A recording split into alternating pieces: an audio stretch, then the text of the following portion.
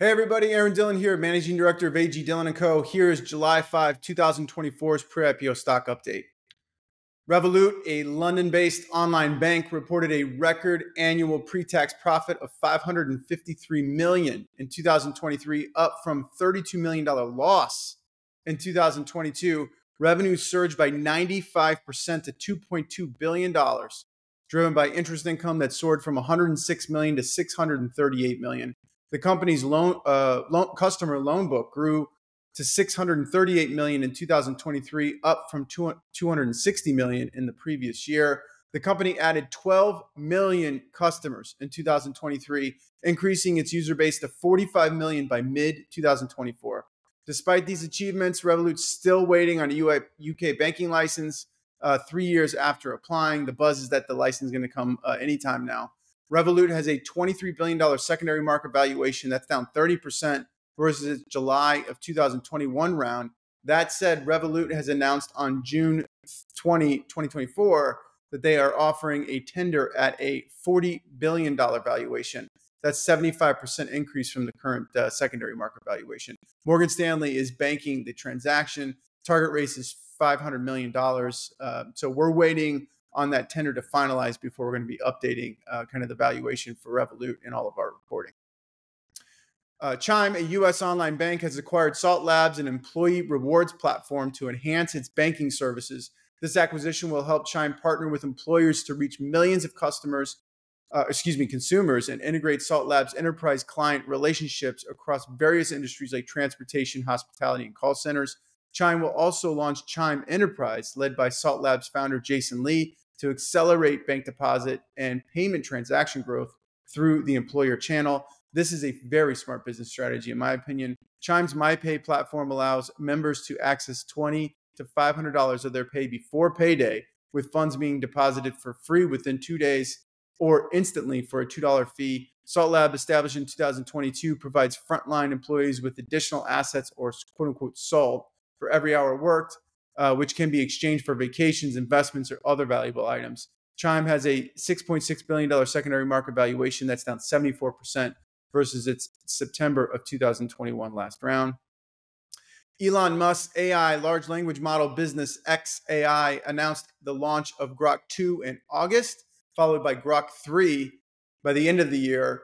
After the successful rollout of Groq AI 1.5, Groq 2 will feature enhanced AI capabilities, long context understanding, and enhanced reasoning, showing significant progress in benchmarks like math and human eval. Groq 3 will be trained on 100,000 NVIDIA H100 GPUs, aiming to surpass current AI benchmarks. xAI also plans to integrate image generation and real-time knowledge for Groq, leveraging web search results to improve performance. The company has a massive competitive advantage with its exclusive access to X or Twitter real-time data. I believe that this real-time data is going to be critical for many industries like financial services that requires data to be updated in seconds versus weeks, months, or quarters. X data can provide that. xAI has a $23.8 billion secondary market valuation, flat from its May 2024 round. Apple will take an observer role on OpenAI's board, with Phil Schiller, head of Apple's App Store, chosen for the position. This follows Apple's June announcement to integrate ChatGPT into the iPhone, iPad, and Mac. The observer role, set to begin later this year, allows Apple insights into OpenAI's decisions, aligning it with Microsoft, OpenAI's main backer. The partnership will give OpenAI access to millions of users, while Apple gains a sought-after chatbot feature. Apple is also in talks with Google, Anthropic, Baidu, and Alibaba to expand AI offerings. OpenAI has a $104 billion secondary market valuation. It's up 21% versus its April of 2024 round. The Enhanced Games, it's an Olympics-style event that allows doping, is backed by billionaire Peter Thiel, aims to raise $300 million in a mix of debt and equity financing ahead of its first competition next year. The London-based company, co-founded by Christian Angermayer, has already initiated talks with potential investors, including sovereign wealth funds. The event, debuting in 2023 with $10 million in initial capital, will feature 10 disciplines such as freestyle swimming and a 100-meter dash.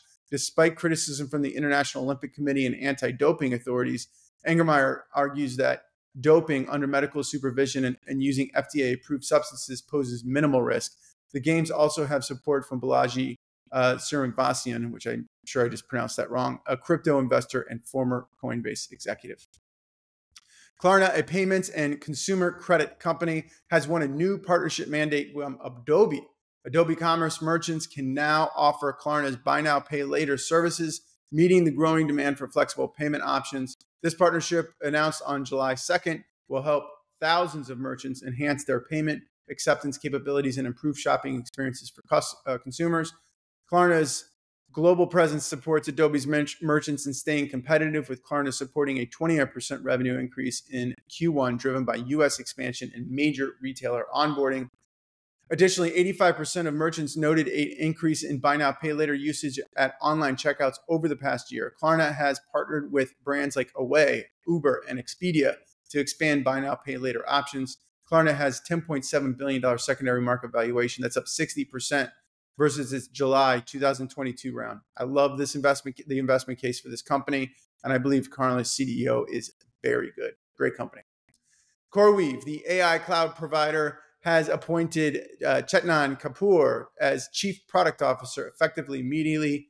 Kapoor, formerly with Amazon Web Services, will lead CoreWeave's AI product and managed services development and strategy. CoreWeave, supporting AI labs and clients like Mistral AI, Replicate, and Novel AI, aims to enhance its AI cloud services under Kapoor's leadership. The company recently achieved notable milestones, including training ChatGPT large language model under 11 minutes, with over 3,500 NVIDIA H100 Tensor Core GPUs, a $1.3 billion UK and a $2.2 billion European expansion, and a $7.5 billion debt financing led by Blackstone Tactical Opportunities, a $1.1 billion Series C round in May of 2024, and a $2.3 billion debt facility in August of 2023. Those are some big numbers. CoreWeave has a $19.8 billion secondary market valuation. It's up 4% versus its May 2024 round. Hugging Face has solidified its position as the go-to platform for open source large language models, attracting major tech companies like Apple and Alibaba. Apple recently released 20 new core machine learning models and 4 data sets on Hugging Face, enhancing its on-device AI capabilities while emphasizing privacy. Alibaba's Qwen models dominate Hugging Face's new large language model leaderboard, taking 3 spots in the top 10, showcasing their superior performance across tasks like knowledge testing, complex math, and long context reasoning. Hugging Face's collaborative platform and rigorous testing have made it a trusted resource in the AI community, driving innovation and setting high standards for open source large language model development. Hugging Face is a $5.4 billion secondary market valuation. It's up 20% versus its August 2023 round. Groq, an AI chip designer and cloud service provider, announced that it is closing a deal with Saudi Aramco, the oil company, a huge win for the company. CEO Jonathan Ross also highlighted the business's focus on AI developers, with 70,000 registered for its Groq cloud service and 19,000 new applications running. Groq plans to deploy 42,000 language processing unit chips, or LPUs, this year. LPUs are the company's proprietary chips that helps AI large language models like OpenAI's ChatGPT run faster and use less electricity. Querying an AI model is called inference versus training an AI model that requires like NVIDIA GPUs, for example. Groq has a capacity for 220,000 LPUs in 2024 and is aiming for 1.5 million by December 2025. That is a massive increase. Their AI inference systems outperform competitors, with benchmarks showing up to 750 tokens per second. Groq has a $2.8 billion secondary market valuation. That's up 147% versus its February 2024 round. That's just like 4 months ago. Note that Groq is in the process of closing a primary round at $2.5 billion valuation. So secondary market's already higher than this primary round that's just closing right now. All right, let's look at pre-IPO stock performance for the week of July 1, 2024. Up week, Ramps up 5.7%, Revolut's up 4.1%, Hugging Face up 3.5%, CoreWeave up 2.8%, SpaceX up 2.8%. Down this week, Deal's down 2.7%, eToro's down 2.6%, Databricks down 2.2%, Wiz down 2.1%, Notion down 1.4%, Top valuation, ByteDance at $285 billion, SpaceX at $194 billion, OpenAI is at $104 billion, Stripes at $79 billion, Databricks at $44 billion. See more current valuation and performance data on X at Aaron G. Dillon. Okay, let's look at performance for the AG Dillon Pre-IPO Stock Vintage Indexes as of July 1st. 2024 Vintage Index top contributors, Rippling's up 107%. That's year to date, 6 months. Andrew's up 56%. Revolut's up 55%. Klarna's up 45%. Epic Games up 37%. There are no detractors in the 2024 Vintage Index. All 10 stocks are up. This is going to be a good vintage. I got a feeling about it. Key metrics for averages for all vintages 5 years old or older. The cumulative return since inception is 440% on average. 61% of that number has been distributed to investors. It's been realized. So that kind of shapes out. Here are some core venture capital metrics. It's 5.4 TVPI, 3.31 DPI, and 2.09 RVPI. It's a 4.1 years to quote unquote return the fund. To see summary and annual vintage specific data and fact sheets for the AG Dillon Pre-IPO Stock Vintage Indexes, please visit agdillon.com/index.